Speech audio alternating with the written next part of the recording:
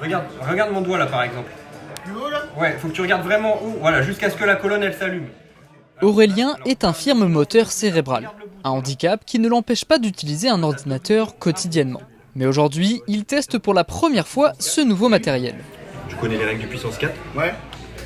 Grâce à ses capteurs, l'ordinateur est capable de suivre ses yeux et de déterminer ce que Aurélien regarde, lui permettant de jouer à ce jeu vidéo. Un matériel dernier cri qui vient d'être installé ici dans les locaux de l'APF Saint-Quentin.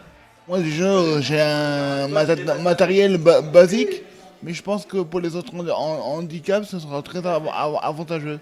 Un projet mis en place grâce au plan Connectez-vous de l'APF. Objectif, lutter contre l'électronisme, un phénomène qui toucherait 17% des Français et en particulier les personnes en situation de handicap.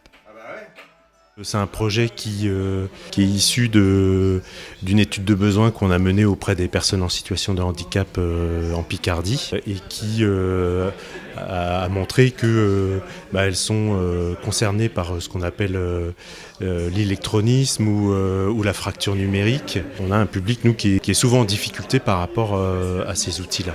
Et grâce à sa propre division dédiée aux innovations pour le handicap, le Tech Lab de l'APF conçoit, réalise et met en place des outils adaptés à chaque handicap.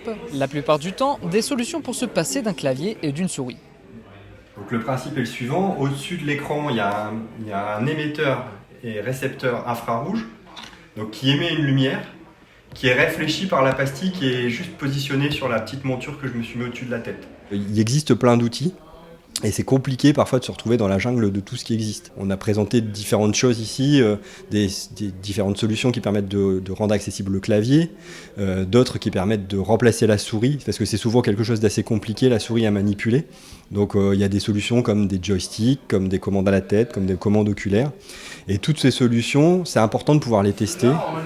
Du matériel souvent inaccessible, ce type de clavier par exemple, il n'en existe que 2 modèles et permettent simplement de poser ses bras sans appuyer sur les touches. Comptez quand même 500 € pièce pour l'un de ces modèles. Une façon aussi de proposer un espace de formation ouvert à tous.